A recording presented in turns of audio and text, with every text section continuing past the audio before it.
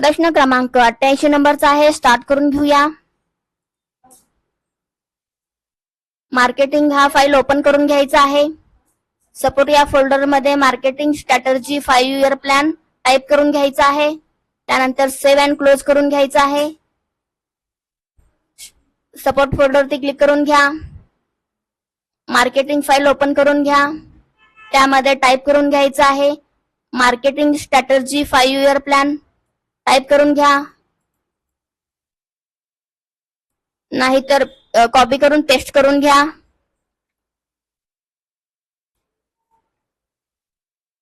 या वर्डला सिलेक्ट करून घ्या.